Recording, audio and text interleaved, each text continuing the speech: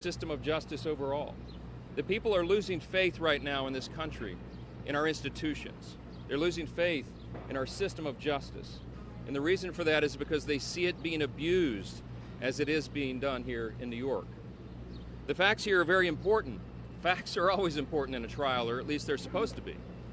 The president's actions in this matter were previously reviewed and no charges were filed. Why is that?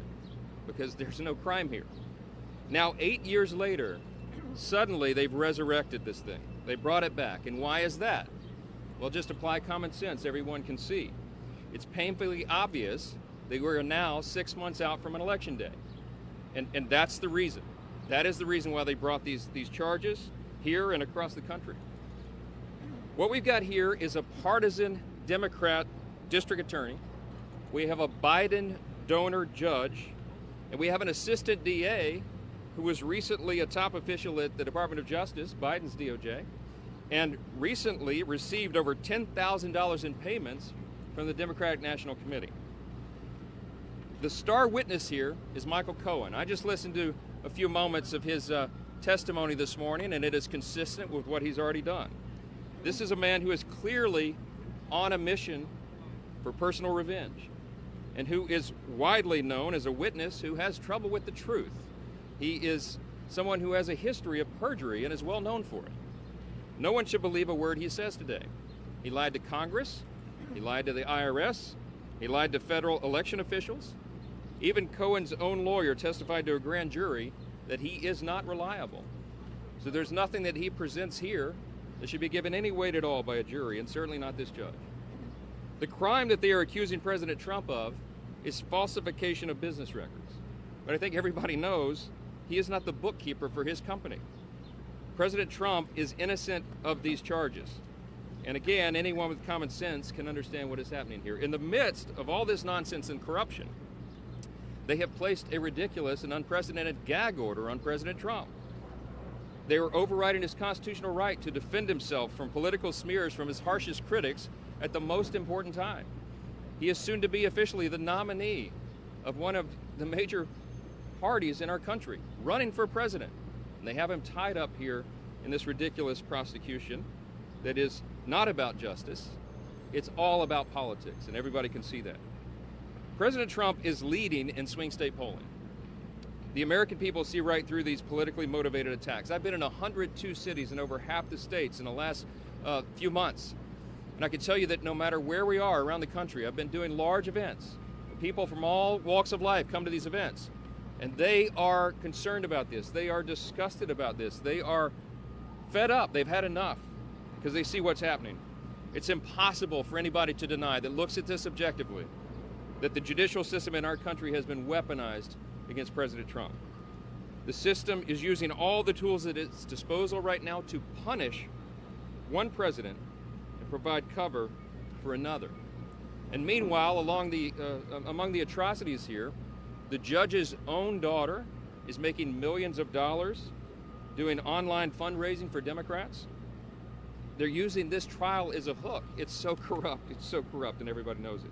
If Alvin Bragg thinks the American people will believe these absurd charges, take a look at the turnout at Trump events. Compare those to Biden events, by the way, but he had over 100,000 people in New Jersey. By some estimates, far more than that, because the lineup of people getting into the event was thousands deep as well. That shows you where they are. They know this trial is a sham. They know that President Trump is being mistreated by the judicial system. And it's not just this case, of course. This is a year-long partisan witch hunt, years long. And it's been going on for quite some time. We're seeing the same thing in the classified documents case. That one is so egregious, the trial's been indefinitely postponed. I'm working with Chairman Jordan of the House Judiciary Committee, Chairman Comer of our Oversight Committee, on measures to rein in the abuses of Special Counsel Jack Smith. The latest revelation is that they've manipulated documents. They might have tampered with the evidence in the case, it seems, and that doesn't surprise any of us. In Congress, we have oversight responsibility, and it is our objective and our responsibility to hold them accountable. These are politically motivated trials, and they are a disgrace. It is election interference, and they show how desperate the opposition that President Trump has and how desperate they truly are. The American people are not going to let this stand. Election day cannot get here soon enough, and we will continue to shine a light on all of this in Congress because we have that constitutional responsibility. Again, I came here again today on my own to support President Trump because I am one of hundreds of millions of people and one citizen who is deeply concerned about this. And so I'm glad to be here. Thank you. Speaker Johnson, you are number 2 in the country. What do your critics say you're undermining criminal justice? Vehicle mandate, they're going to be made in China. They're all going to be made in China and also in Mexico, owned by China. Poll just came out, the very respected Redfield Wilton, and it has us up 6 in Michigan, 7 in North Carolina, Pennsylvania +2, Georgia +5, Florida +9, Arizona +2, and up in every other place 2. So that just came out. That's on top of yesterday's New York Times poll. I think today I might just quote somebody that frankly has been extremely respectful to me over the last period of a few months. He's watching this scam taking place. Michael Avenatti. Have you heard the name? He said, the next time you're accused of something by someone, a co-worker, neighbor, friend, significant other, stranger, ask yourself if it would be okay if only they were allowed to speak, accuse, antagonize, while you were not allowed to respond. He's talking about the gag order, or defend yourself in any way.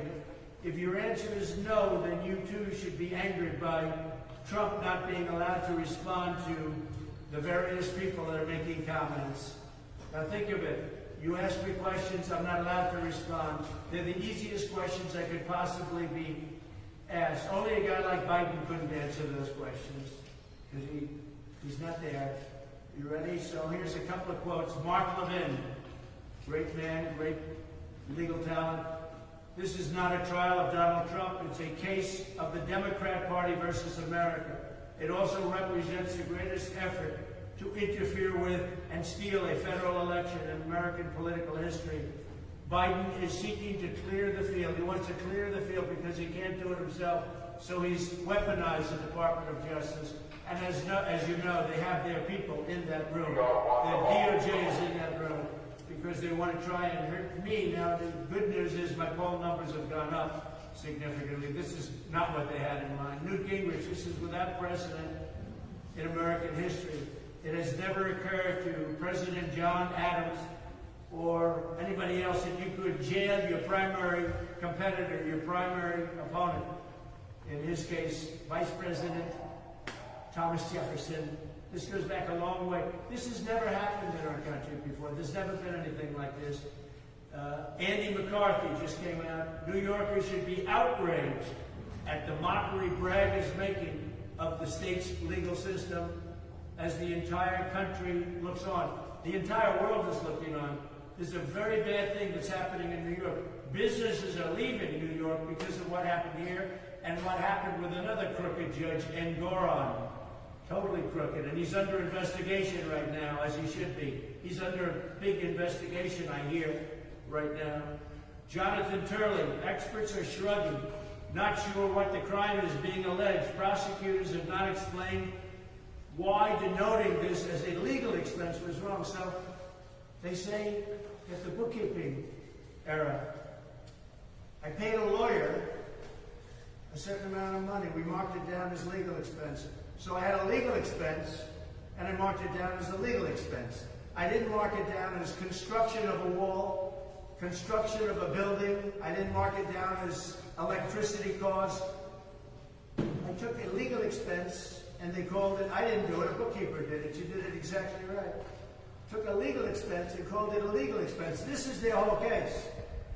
Are you allowed to call a legal expense a legal expense? I don't know what else you call it, actually.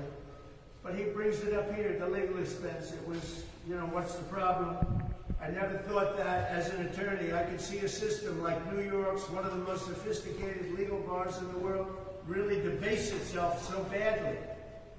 This judge should not be allowed in the case, and he should not allow this case to go forward.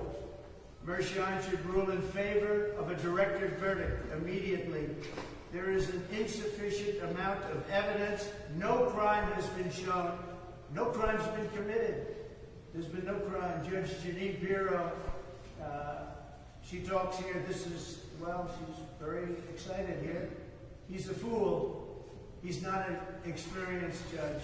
So I'll make that one a little short. I don't want to insult anybody. Greg Jarrett, brilliant guy. Greg's argument is legally flawed. The Federal Election Commission, FEC, determined there was no campaign finance violation. The Department of Justice agreed. No civil fine was levied or criminal charge rendered. Those two entities have exclusive authority over federal elections.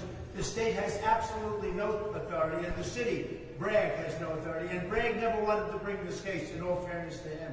He never wanted to bring this case. Not a local prosecutor such as Alvin Bragg should be involved in this case. And by the way, the judge, as you know, is totally conflicted, and everybody's talking about it. It's an embarrassment to New York. Legal analyst Michael Moore of CNN doesn't think the prosecution has proven its case.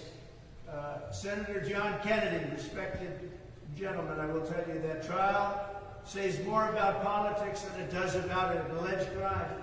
If you want to hide something from Bragg, you put it in the law book. Bringing in a fellow criminal trial, it hasn't proved to be a felony. There was no crime. Everybody is saying there's no crime.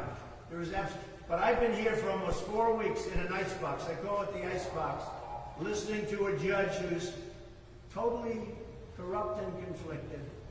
Will Scharf, highly respected lawyer. Hush money, it's not a crime. Signing an NDA is not a crime. By the way, Congress, everybody in Congress have NDAs. NDAs are very common. Non-disclosure agreements. They're not a crime. Clayman, CBS Morning News, there's no evidence that this case is about campaign election violations. There's no evidence. But again, we go back to the federal law. The FEC, Federal Election Commission, said there's not a problem. There's no case. And Vivek, who's here right now, so he can speak for himself, he said this is a sham trial. It's politically motivated. It's an assault on the leading candidate for U.S. president. I would expect he would say something good, actually, so I won't go through the rest, but he's here. He's going to talk to you. The Speaker of the House is here.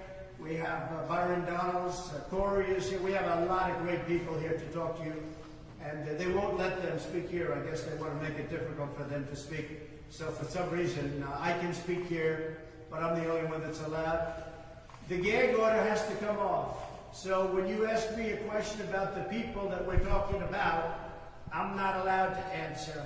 There's never been anything like this in the history of our country. It's a scam. It's election interference at a level that's never taken place before. And now, if you don't mind, I'm going to go into the icebox and sit for a long time. Thank you very much. Mr. Trump, will you